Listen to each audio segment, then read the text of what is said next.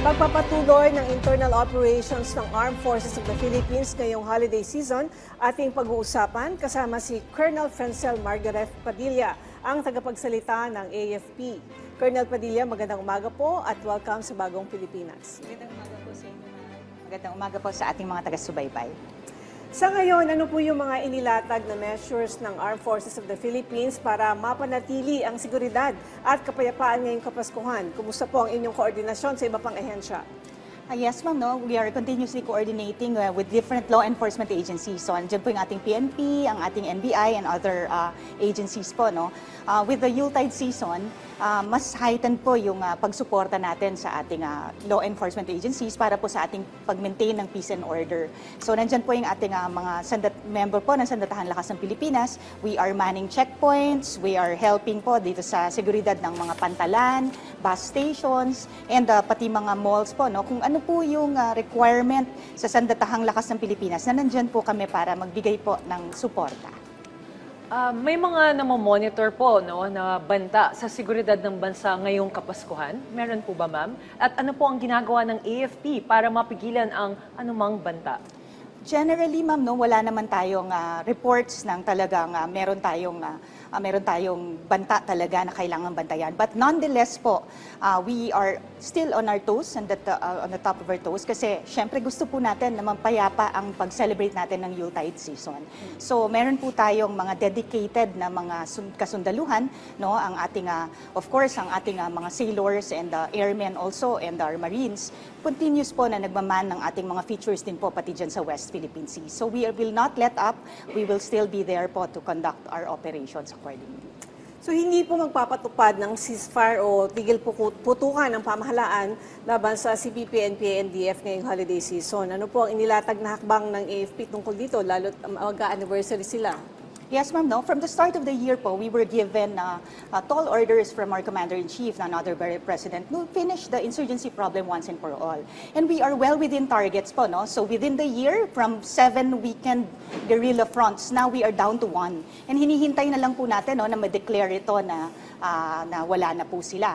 No? So with that, patuloy pa rin po ang ating internal security operations for us to maintain a just and lasting peace. Ma'am, sa ngayon po, no, ilan pa ang active guerrilla front sa ating bansa at kailan po ba nating maaasahan na tuluyan nang mauubos ang mga ito? Technically, ma'am, no, there are 0 active guerrilla fronts. Ang hinihintay na lang po natin, no, under process is a one weekend na po na guerrilla front. Meaning, pagka weekend na po sila, konti na lang po itong numero na to and wala na po silang kakayahan na mag-launch ng malakihang operasyon. Hindi na rin po sila nakakapag-launch nga po ng major na operations. But nonetheless, we are looking at the possibility na maggrupo-grupo pa rin ito, no, from different areas. Minsan nga po kahit 3 lang, ang gagawin nila is manggulo lang talaga. So ito po yung tinitingnan natin and ang assurance po ng Armed Forces of the Philippines, we are ready po, no, in any eventuality, especially this Yuletide season. Kasi hindi niyo naman maiwasan na yung mga kamag-anak nito mga guerrilla na to ay mag-recruit kahit yung mga namatay na, 'di ba? So mga kaibigan, kabarangay, ganyan, nagsasama-sama pa rin sila and they're trying to recruit pa rin. So ano po yung hakbang ng AFP para matigil itong insurgency sa bansa? Lahat man to, ma'am, no, not only the AFP, but this is a whole of government approach. So with the other agencies po, yung katulad ng ating NTF-ELCAC po, no, tuloy-tuloy nga po itong ating operations that we're doing this. And we're giving them options naman po, no, to come back to the folds of the law and let us together face a bigger challenge, which is our geopolitical tensions. So makikita nyo po sa mga reports namin, ang pinakamalaki po na numero other than those neutralized po is surrenderies. So ang gusto po natin magbalik loob sila sa pamahalaan, napakarami po nating programa, meron po tayong ICLIP, meron po tayong barangay development program, so they should avail of this po, no? And yun nga, together, let's face a bigger challenge out there.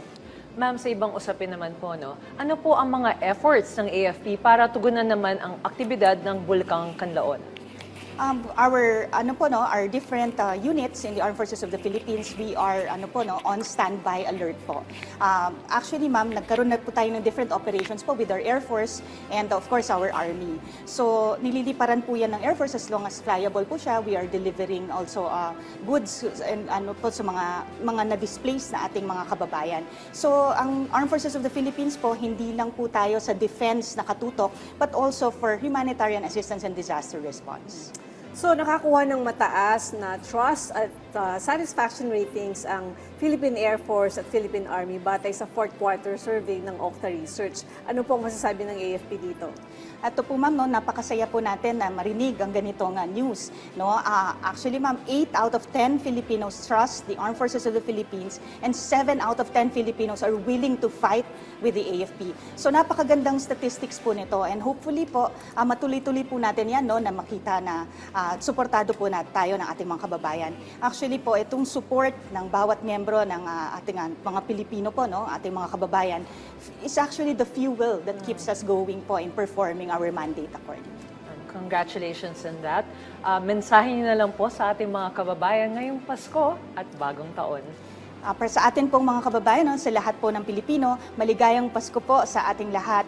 And sana po ay maalala nyo ang ating mga kasundaluhan, ang ating mga airmen, our sailors and marines who are not with their families at this time for you to enjoy this Yuletide season. So we'd like to honor po, no, the heroism and sacrifice nitong mga tropa natin na deployed all over po, not just in the West Philippine Sea, but also with our internal security operations.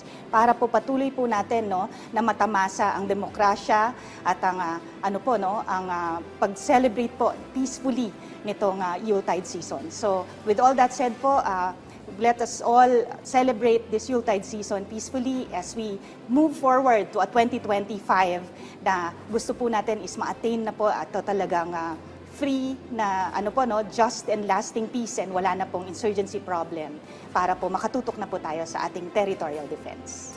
Okay, maraming salamat po sa inyong oras at maligayang Pasko uli, Colonel Franco Margaret Padilla, at tagapagsalita ng Armed Forces of the Philippines. Thank you po. Maligayang Pasko.